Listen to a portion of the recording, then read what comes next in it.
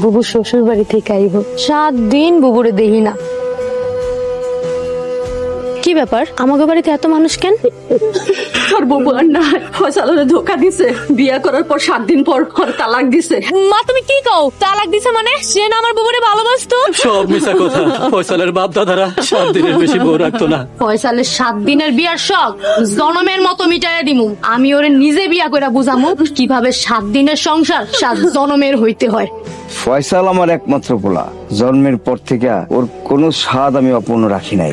শখ করে বিয়া করে তাই বাধা দিই না। যেদিন শখ মিটতে যাইবো সেদিন আর বিয়া করবো না, একটা নিয়ে সারা জীবন থাকবো। এতগুলো মেয়ের জীবন নষ্ট কইরা আপনার পোলা জীবনে শান্তি পাইব তো বলে মনে হয় না। তাই আমাকে পারিবারিক বিষয়ে তুমি নাক গলাইতে এসো।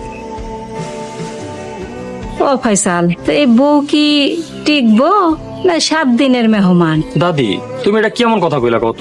7 দিনের বেশি কারোর লগে সংসার করতে পারবো? ওরে আমি 7 দিনের রানী বানায় রাখি। দাদি আপনি আমার বাঁচান, আমি আপনাকে বাড়ি সব কাম করে দিমু, কিন্তু আমার 7 দিন পর বাড়ি করে দিয়েন না। আহারে, এইটা হইছে আমাগো বংশের রীতিনীতি, এই বংশের পুরুষ মানুষের পুরান স্বভাব।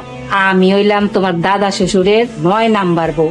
আমার আগের বউগুলা 7 দিনের বেশি একদিনও সংসার করতে পারে নাই। তুমি যদি আমার এই নাতিটার মন জয় করতে পারো তাইলে টিকা যাইবা, নাইলে আমি পারো, আমার পারতেই হইব।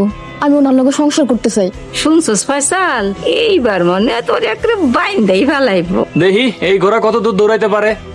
আমি আপনাকে হাত জোর করে অনুরোধ করে কইতেছি, আপনি আমার মেয়েটারে বাঁচান। দরকার হলে আমার যত সব সম্পত্তি আছে সমস্ত কিছু আমি আপনার ছেলে ফয়সালের নামে লিখে দিন, তাও আপনি আমার মেয়েটারে চালাই দিয়েন না। তোর কত সম্পত্তি আছে তুই আমারে লিখে দিবি? তোমার সাহস তো কম না, তুমি আমার ভাইয়ের টাকার লোভ দেখাও। তোমার চাইতে আমার ভাইয়ের টাকা কি কম আছে? ছোট হুজুর, আপনি একটু দয়া করেন হুজুর। আমার কিছু করার নাই, আমার পোলা স্বাদ মিটে গেছে। এই মেয়ারে আর আমার বাড়িতে রাখা যাইব না। আপনি আমার তাড়ায় দিয়েন না, আমি সারা জীবন লাগলে আপনার পায়ের কাছে দাস হয়ে থাকবো, তারপরও আমার তাড়ায় দিয়েন না। আরে তোর মতো ফকিনিরে দিয়ে আমি কি করবো? তোরে ভালো লাগছিল তাই সংসার করছি, 7 দিন তো হইছেই, এখন যা যা বিদায় হ। মা আপনি তো মায়া মানুষ, আপনি একটু আমার দয়া করেন না। আমারও কেউ কোনোদিন দয়া করে নাই। এই বাড়ির বউ গো, কোনো মতামত নাই, তুমি যাইতে পারো। বেলাল মিয়া, তুমি তোমার মায়া লিয়ে চলে যাও। বেশি বাড়াবাড়ি করলে পরিণতি ভালো হইব না। চল মা, তোর কপাল আল্লাহ পাক সুখ রেখে নাই। এইবারের পরিণতি একদিন দেখবি অনেক ভয়ঙ্কর হইব।